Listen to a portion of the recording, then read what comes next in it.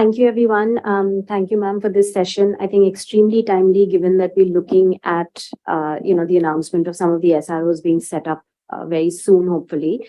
I just want to make a couple of points. I think Dhruv did a fantastic job in kind of articulating a lot of the issues that I wanted to raise as well. But I think one of the things I said in a similar session a little while ago that I don't envy the gaming SROs their jobs at all.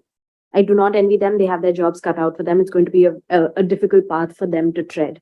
But having said that, I think, if you look at conventionally the way SROs have been set up, whether in India, whether outside of India, their role predominantly has been to encourage a compliant behavior, to encourage good behavior within a particular sector, whether that sector has, a regulatory framework to operate within or not. And the gaming SROs similarly have that expectation, right? And that's reflected in the kind of issues that the intermediary guidelines are going to expect SROs to evaluate to determine when they're admitting members, when they're giving verification to online RMGs.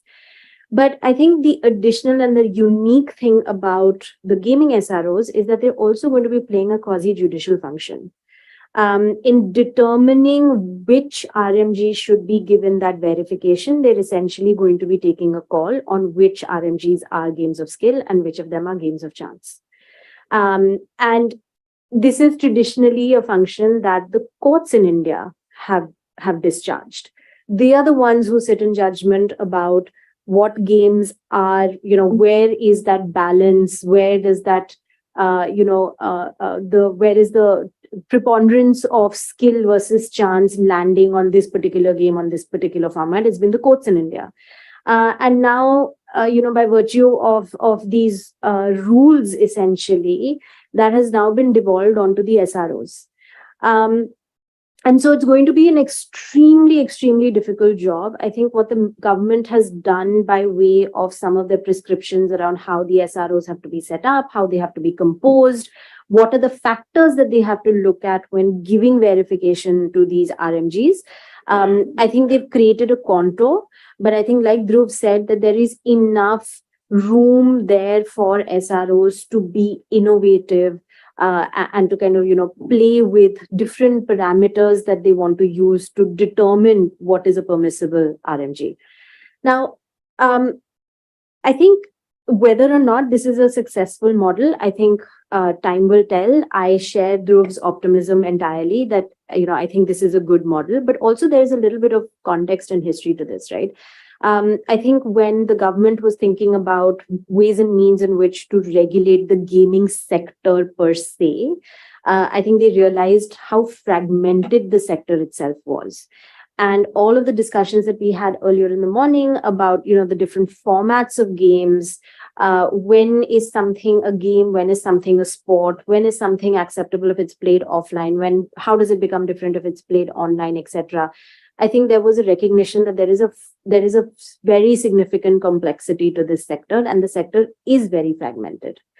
And this was also one of the sectors that I saw, and I think microfinance, it's a really interesting example you set out earlier, that I think gaming is following that kind of path, that a lot of the stakeholders in the gaming sector actually wanted the government to consider an SRO structure. This was something that they put forth to the government, saying that, listen, we understand we are fragmented. We also, as a sector, don't want a straight-jacketed approach that we will be bound by when we are trying to consider what is a game of skill and what is a game of chance.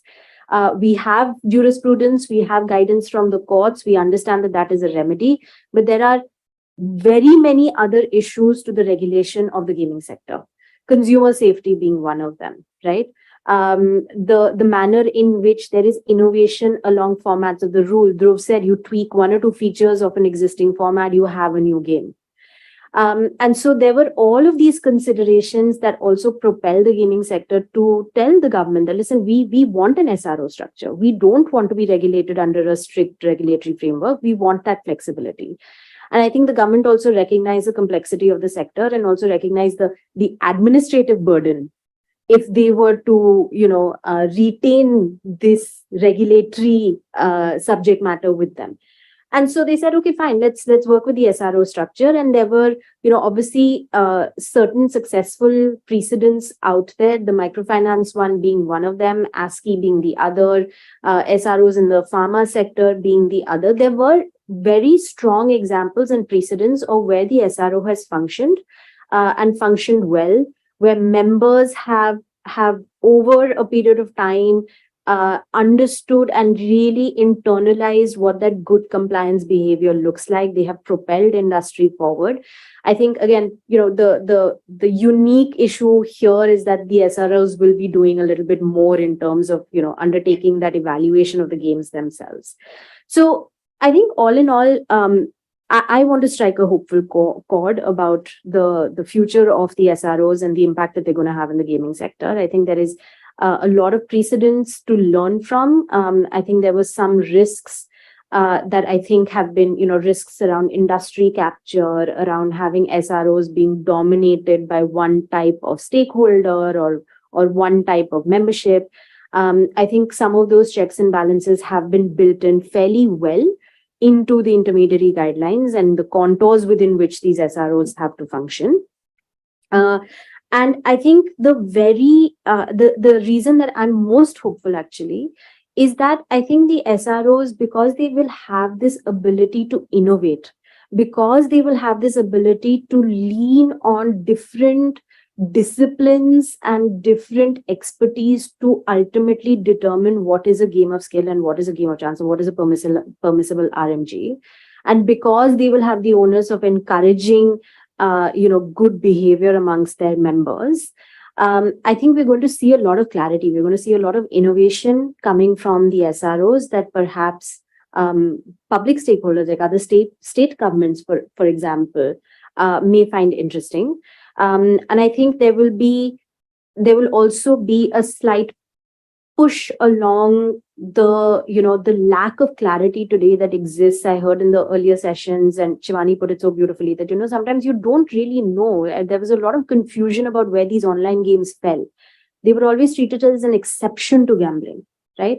But I think now that we have this formal framework, we have these SROs who will have the freedom and the ability to innovate in determining what are permissible games and will be held accountable for their decisions, right? It's not as if they will operate in a vacuum. It's not as if the OGIs will operate in a vacuum. Both the SROs and the government will continue to have mechanisms to hold them accountable. But I think given these contours, there will be a lot of innovation that we can expect. There will be, I think, a little more chipping away of that lack of clarity between, what is an online game, what is a permissible game, what is a game of skill, and what is gambling, betting, etc. And so, on that note, I think I remain hopeful about the SRO structure for the gaming sector.